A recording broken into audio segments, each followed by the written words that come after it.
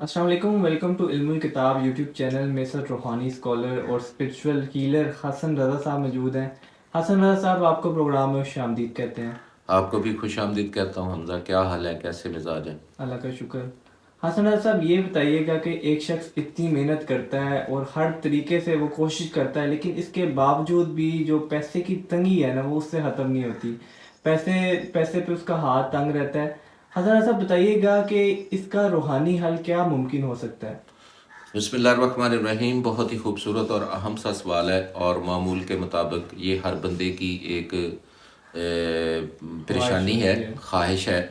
لیکن روحانی نقطہ نظر سے دیکھا جائے تو اس کے بہت سارے جوابات بھی ہیں، اور بہت سارے یوٹیوب میں بہت سارے لوگوں نے ان کے بہت سارے وظائف ایک چل رہے ہیں، اور لوگ یہ سمجھتے ہیں، بنیادی طور پر میرے تجربات اور مشاہدات کی بات ہے کہ میں روایتی بات کرنے کا عادی نہیں ہوں، حقیقت پر مبنی جو بات ہے وہ بات کرنے کا میں عادی ہوں، اور یہی میں نے اپنے روحانی تجربات اور مشاہدات سے سیکھا ہے۔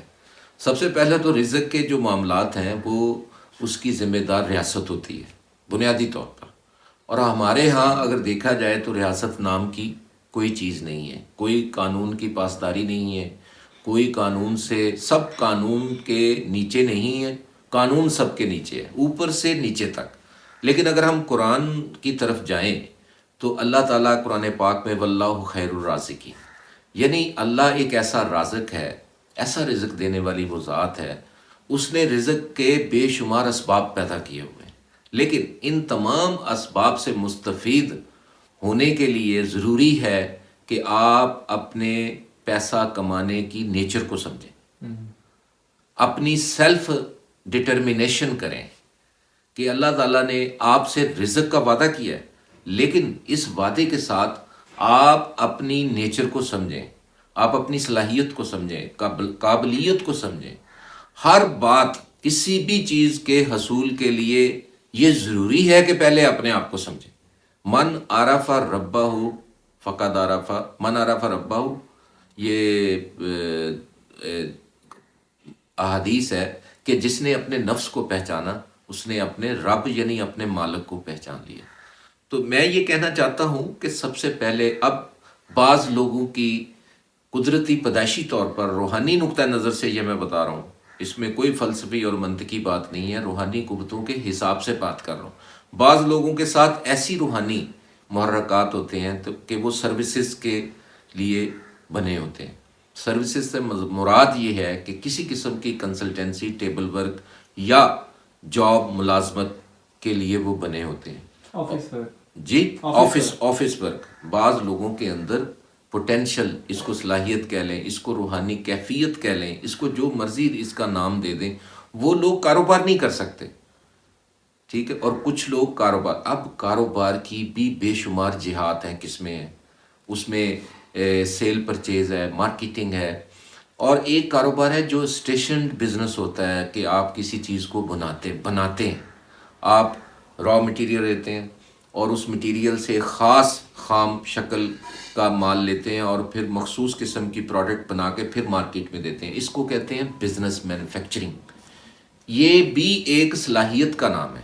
انسانوں کے اندر، پوری دنیا کے انسانوں کے اندر، بعض لوگوں کے اندر کوئی نئی چیز مینوفیکچر کرنے کی صلاحیت ہوتی ہے، اور اس چیز کے مینوفیکچرنگ کرنے کے ساتھ جتنے بھی معاملات لوگ ملتے ہیں، بعض کا وہ ایک روحانی طریقہ کار ہوتا ہے۔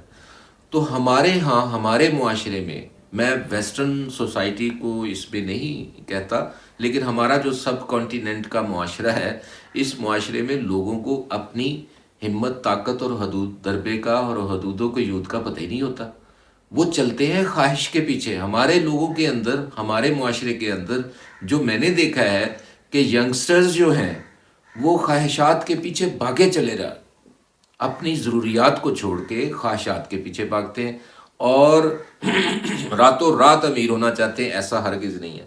اللہ رب العزت کا قانون فطرت اور قانون قدرت جو ہے کہ اس نے اس نظام، پوری نظام دنیا کو چلانا ہے۔ سارے امیر نہیں ہو سکتے، سارے غریب نہیں ہو سکتے، سارے مزدور نہیں ہو سکتے، سارے بزنس مین نہیں ہو سکتے، سارے انجینئر نہیں ہو سکتے، سارے لوگ روحانی نہیں ہو سکتے، سارے لائر نہیں ہو سکتے، سارے ڈاکٹر نہیں ہو سکتے۔ یہ اللہ تعالیٰ نے اپنی اس تخلیق کے اندر انسانوں میں کچھ گروہ بنائے ہیں، گروہ در گروہ، یعنی ڈاکٹرز، انجینئرز، حکیم، طبیب، روحانی اسکالر، عالم دین، حافظ قرآن، حفاظ قرآن، مفسر، سائنٹسٹ. دیکھیں نا، یہ اس طرح کو اگر آپ پہچانیں گے تو پھر آپ کی روحانی قوتیں آپ کو مدد کرتی جائیں گی. جی آپ میرا حسن صاحب، اگر ایک شخص جو انسان اتنی محنت کرنے کے باوجود بھی وہ پیسے نہیں کما سک رہا، اپنی فیلڈ میں ایکسیل نہیں کر سکتا، تو ہو سکتا ہے کہ وہ غلط فیلڈ جو انسان نے چوز کر کے بیٹھا ہو. تو حسن صاحب یہاں سے بھی ایک سوال ایک اور جو انسان پیدا ہوتا ہے کہ اس کو کیسے پتا چلے کہ میری نیچر اور جاب کون سی ہونی چاہیے اور میں کس طرح کی فیلڈ میں ایکسیل کر سکتا ہوں؟ بالکل حمزہ، بڑا خوبصورت سوال ہے. اس کے لیے جتنے بھی مخفی علوم رکھنے والے، خاص طور پر روحانی لوگ جو ہیں، وہ اس چیز کے بارے ہر انسان کو آگاہی دے سکتے ہیں اور دیتے ہیں. 90% کاروبار میں، رزق میں بہتری کی وجہ وظائف نہیں ہے. یہ بات شاید بہت سارے لوگوں کو ہضم نہ ہو، ڈائجسٹ نہ ہو، لیکن یہ وظائف نہیں ہے رزق کو اضافہ کرنے کے لیے، اپنے آپ کو سمجھنے کے لیے. یہ جو سمجھ ہے، یہ آپ کو روحانی بصیرت رکھنے والے یہ آپ کو سینس دے سکتے ہیں کہ بیٹا، بیٹی، بہن، بھائی، آپ یہ کام نہ کریں اور یہ کام کریں. اس میں اللہ تعالیٰ نے آپ کو راستہ دیا ہوا ہے. آپ جس راستے پر چل رہے ہیں، اس راستے میں سوائے تھکان کے، پریشانی کے کچھ نہیں ہے. اس راستے پر چلیں، کیونکہ انسان کے ساتھ ہمیشہ غلط روحانی قوتیں مس گائیڈ کر رہی ہوتی ہیں. تو روحانی بندے جو روحانی بصیرت رکھتے ہو، روحانی بصیرت سے مراد آنے والے وقت کے بارے اللہ تعالیٰ نے ان کو ایسی بصیرت دی ہو کہ وہ سائل کو صحیح اس کا آنسر دے سکے، اور پھر سائل کا فرض ہے کہ اس آنسر پر عمل کرے، پھر نتائج برآمد ہوتے ہیں. یہ جتنے بھی مخفی علوم رکھنے والے، جن کو ہم روحانی لوگ کہتے ہیں، یہ علم ہی ایسا ہے کہ یہ ماضی، حال، مستقبل کے بارے ایسی بصیرت رکھتے ہیں کہ آنے والے کے لیے وہ رہنمائی کا باعث بنتے ہیں. ویسے آپ وظائف کریں، ورد کریں، عبادت کریں، وہ اجر و ثواب ضرور ہے، لیکن اگر آپ سمجھیں کہ اللہ تعالیٰ نے رزق کو وظائف کے اندر رکھا ہوا ہے، یہ ہماری اسلامی جو بصیرت ہے اس میں کمی کے باعث ہے. یہ ہاں، آپ اپنی تسکین کے لیے، اپنی راحت کے لیے، خوشی کے لیے آپ پڑھ سکتے ہیں، اجر و ثواب ہے، لیکن اس سے زیادہ بہتر یہ ہے کہ آپ اپنے آپ کو سمجھیں، اپنی نیچر کو سمجھیں، اپنی قابلیت اور صلاحیت کو سمجھیں. اگر نہیں سمجھ آتی تو کسی روحانی بصیرت والے سے پوچھیں، اس کے پاس جائیں. اگر اس سے سمجھ نہیں آتی، کسی اور کے پاس جائیں. یعنی جس طریقے سے انسان اپنے دنیاوی معاملات میں کنسلٹنسی لیتا ہے، ڈاکٹر کے پاس جاتا ہے، انجینئر کے پاس جاتا ہے، آرکیٹیکچر کے پاس جاتا ہے اور مختلف قسم کی آراء حاصل کرتا ہے، اسی طرح آپ روحانی لوگوں کے پاس بیٹھیں اور اپنے دنیاوی معاملات کے سوالات کریں. اور اگر آپ کے دنیاوی معاملات میں وہ صحیح آنسر کرتے ہیں اور ان کا کوئی نتیجہ برآمد ہوتا ہے تو پھر تو وہ روحانی شخص ٹھیک ہے. اگر وہ بلا وجہ آپ کو جناب اپنی ٹرک کی بتی کے پیچھے لگا دیتے ہیں اور مرید کر لیتے ہیں، اور مرید کر کے لگی لپٹی باتوں میں مو لیتے ہیں دل، تو ہمیشہ آپ ایک خادم کی حیثیت اختیار کر جاتے ہیں اور خدمت ہی کرتے رہتے ہیں روحانی لوگوں کی. اور ایسے روحانی لوگوں کی خدمت کرتے کرتے کرتے کرتے زندگی گزر جاتی ہے، اور آپ کو ایسے روحانی لوگ جو آپ کی زندگی کے دنیاوی معاملات کو ایڈریس نہیں کرتے، آپ کو راستہ نہیں دیتے، آپ کو جگہ نہیں دیتے، آپ کو آگاہی نہیں دیتے، اور اس آگاہی اور اس راستے اور اس جگہ سے آپ کو فائدہ نہیں ہوتا دنیاوی طور پر. آپ کے جائز معاملات میں ایسے روحانی لوگ جن کے پاس جانے سے آپ بجائے آگے نکلنے کے وہاں کھڑے رہتے ہیں بلکہ پیچھے آ جاتے ہیں اور دوسرا ان روحانی لوگوں کی خدمت میں لگ جاتے ہیں.